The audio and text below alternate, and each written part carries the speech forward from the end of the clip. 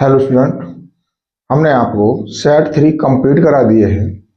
अब है हमारे पास उसी क्रम में चल रहा है, लेकर के आए हैं चौथा सेट। और चौथे सेट के जो है 1 से 10 तक हमारे पास बहुविकल्पी प्रश्न आज इस वीडियो हम उनको सॉल्व करेंगे।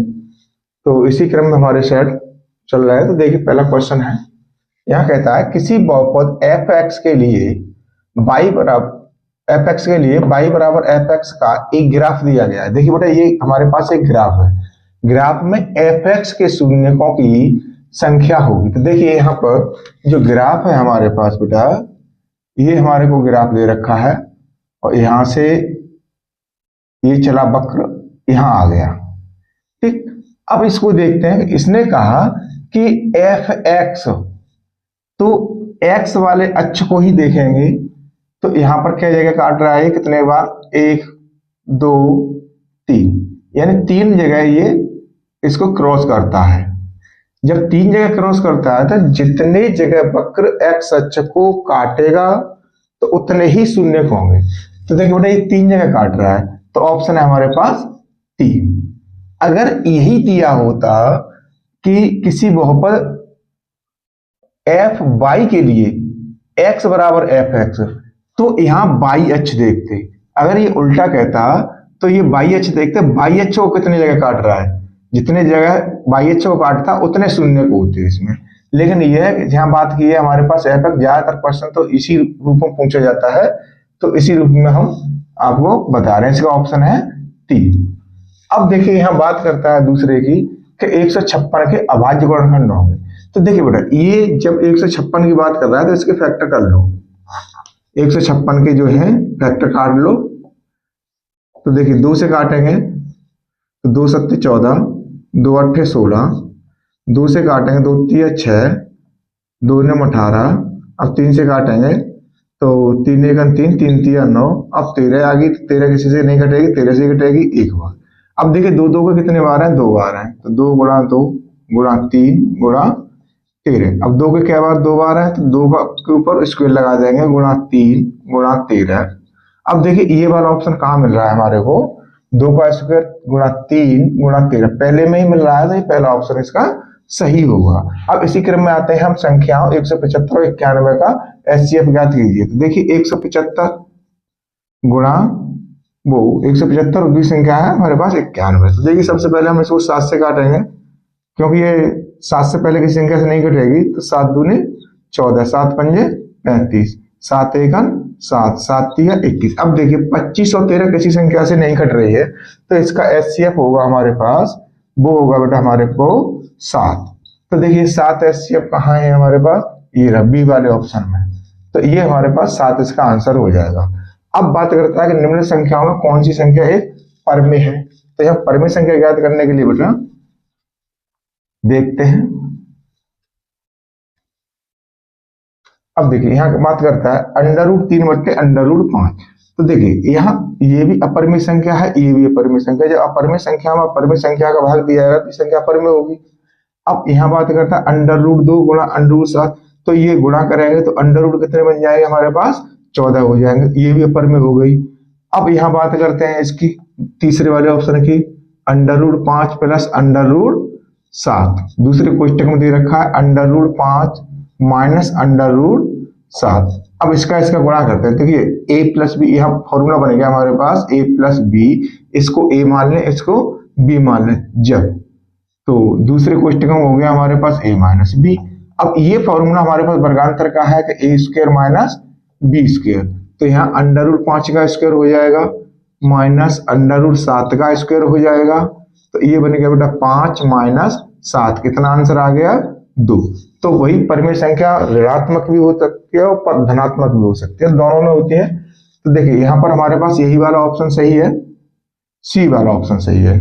अब आगे कहता है कि रेखिक समीकरण 2x प्लस वाई। अब देखिए यहाँ पर दे रखा है कि 2x plus y is equal to 5। तो यहां से इसको पक्षांतर कर लेंगे 5 को, तो 2x plus y minus 5 is equal to 0। अब इसकी तुलना कैसे करेंगे, a1x plus b1y plus c is equal to 0 से।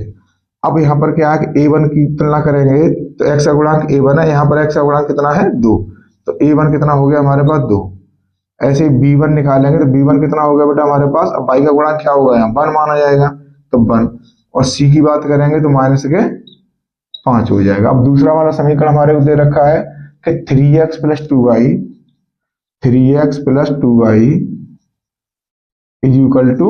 8। अब देखिए 8 को इधर लेके आएंगे, 3x + 2y -8 = 0। इसकी तुलना करेंगे बेटा a2x + b2y + c, यहाँ c1 होगा, यहाँ पर होगा c2 = 0। तो देखिए x का गुणांक क्या है a2, यहाँ x का गुणांक क्या है 3, तो a2 बराबर कितना हो गया हमारे पास 3। अब b2 बराबर क्या हो जाएगा 2, और c2 बराबर क्या हो जाएगा -8। अब यहां से देखते हैं, अब वैल्यू है हमारे पास a1/a2, अनुपात निकाल लेंगे इनके तो 2/3। अब b1 की बात करते हैं, b1/b2, तो बेटा ये हो गया हमारे पास 1/2, और c1 देखते हैं, c1/c2, तो ये निकल के आता है हमारे पास -5/-8। अब यहाँ पर हमारे को पहले ही वाले दो अनुपात है a1/a2 और b1/b2, तो देखिए ये 1/2 है, ये 2/3 है, इसलिए यहाँ पर क्या होगा a1/a2 नॉट = b1/b2। अब जब ये दोनों अनुपात जो है हमारे बराबर नहीं है तो ये एक बिंदु पर प्रच्छेद करेंगी रेखाएं, जब एक बिंदु पर प्रच्छेद करेंगे तो इसके कैसे हल होंगे बेटा, अद्वितीय हल होंगे। ठीक, तो इसका पहला वाला ऑप्शन सही है। अब है हमारे पास इसके बाद का क्वेश्चन एपी का।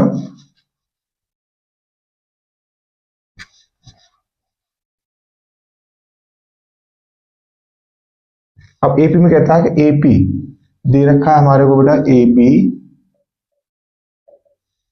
एपी जो है हमारे को 6, 10, 14, डॉट डॉट डॉट।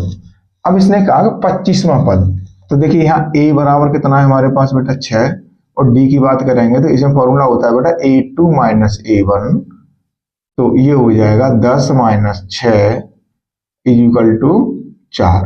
अब n कितना है हमारे पास 25 है। ठीक, अब यहाँ फॉर्मूला क्या लगाएंगे, an वाला, an = a + n-1 × d। अब a 25, क्यों n 25 है, a कितना है हमारे पास 6 है, प्लस 25 - 1 × 4, तो ये हो गया बेटा 6, प्लस यहाँ बचेंगे 24 × 4, तो 6 प्लस, अब 24 चौके कितने होते हैं 96 होते हैं। अब 96 को और 100 को, 96 को 6 को जोड़ेंगे तो बेटा कितना हो जाएगा 102 हो जाएगा, यानी a 25 की वैल्यू कितनी आ गई हमारे पास 102 आ गई। अब 102 वाला ऑप्शन कौन सा है, बी वाला ऑप्शन है इसमें। अब देखिए यह बात करता है कि n देगा समीकरण इतने x² + 2x - p = 0 का एक मूल -2 हो तो p का मान ज्ञात कीजिए। अब इसमें p का मान पूछा गया, अच्छा क्वेश्चन है बेटा ये, 1 नंबर में भी ऐसा क्वेश्चन पूछ लेते हैं, 2 नंबर में भी पूछ लेते हैं। देखिए यह समीकरण दे रखा है x² + 2x - p = 0 दिया है, एक मूल -2।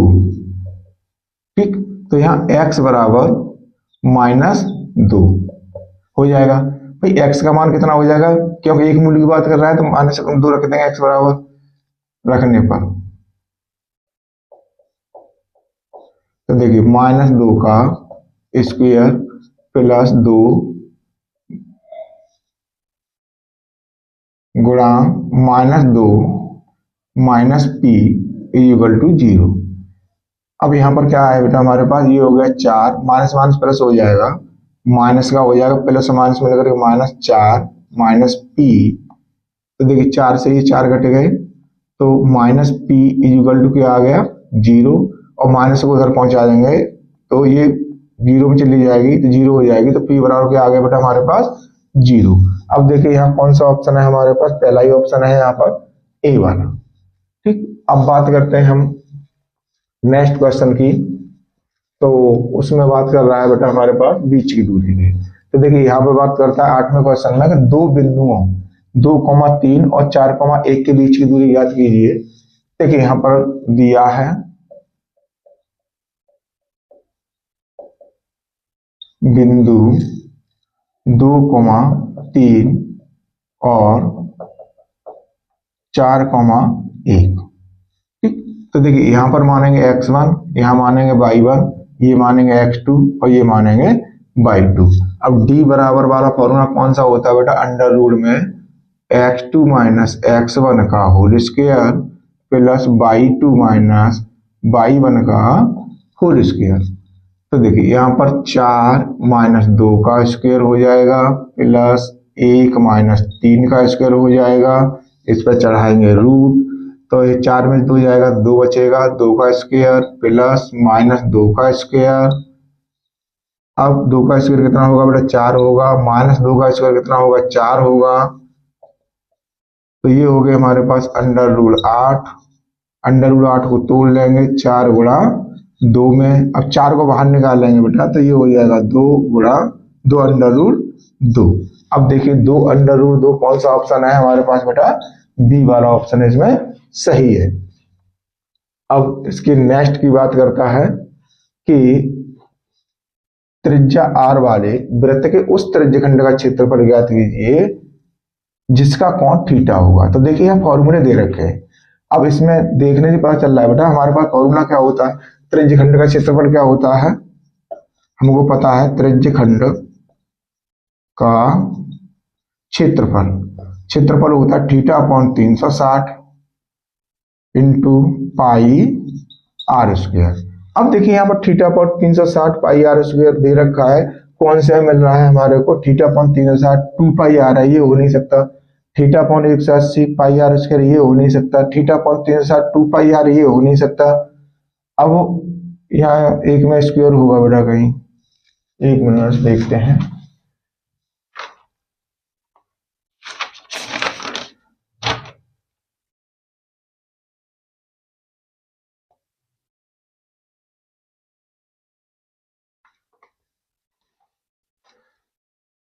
इसमें बेटा 180 है यहाँ पर ऑप्शन में, ठीक है।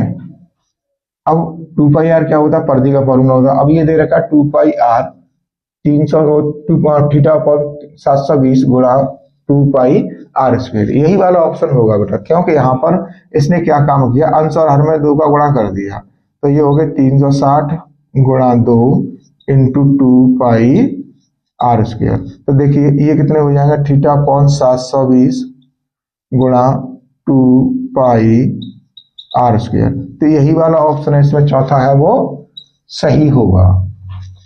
अब हमारे पास लास्ट क्वेश्चन है बेटा 10वें में क्या कहता है,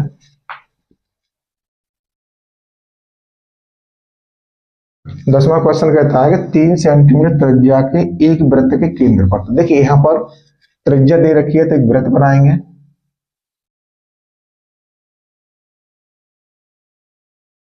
ये 3 सेंटीमीटर है, वृत्त के केंद्र से 5 सेंटीमीटर दूरी पर। अब केंद्र से कितनी सेंटीमीटर दूरी है बेटा 5, यहां पर मान लेते हैं हम Q बिंदु, ये दूरी दे रखी है हमारे को 5 सेंटीमीटर दूरी पर स्थित किसी बिंदु से वृत्त पर खींची गई स्पर्श रेखा की लंबाई होगी। अब देखिए जो स्पर्श रेखा होती है वो हमेशा बेटा लंब होती है त्रिज्या पर, तो ये कितने अंश का कोण बनाएगी 90 अंश का। यहां बिंदु मान लेते हैं P। अब देखिए त्रिभुज POQ में, त्रिभुज POQ में PGT से, PGT क्या होता है बेटा पाइथागोरस थ्योरम होती है। तो यहां पर क्या करेंगे बेटा हम कि लंब का वर्ग प्लस आधार का वर्ग। अब लंब क्या है हमारे पास PQ का वर्ग प्लस आधार क्या होगा इसमें OP होगा, OP का वर्ग इक्वल टू OQ का वर्ग। तो देखिए पी क्यू तो हमें निकालनी ही है, प्लस ओपी कितना है 5, वो सॉरी 3 है हमारे पास, 3 का वर्ग इज इक्वल टू, अब ओ क्यू क्या है हमारे पास 5, 5 का स्क्वायर हो गया। अब इसमें क्या दे रखा है, पी क्यू का square plus 9 is equal to 25। तो पी क्यू का square is equal to 25 minus 9, तो P Q is equal to कितना बचा बेटा हमारे पास 16 पी क्यू का स्क्वायर। अब पी क्यू यहां से निकाल लेंगे तो ये हो जाएगा प्लस माइनस अंडर रूट 16। तो यहाँ पर धनात्मक ही चिन्ह लेंगे, क्योंकि दूरी कभी ऋणात्मक नहीं होती है, धनात्मक होती है। तो इसलिए पी क्यू आ जाएगा बेटा हमारे पास 4 सेंटीमीटर। ठीक है, देख लेते हैं इसमें कौन सा ऑप्शन है। तो ये बी वाला ऑप्शन सही है। ठीक है, ये जो हमारे पास दे रखा है ये 4 सेंटीमीटर दे रखा है बी वाले में, तो बी वाला ऑप्शन हमारे पास सही है। तो देखिए हमने ये 10वां क्वेश्चन है हमारे पास क्लियर हो गए। इसके नेक्स्ट वीडियो में बेटा हमारे पास 11 से और जो 20 तक क्वेश्चन है वो कंप्लीट कराएंगे।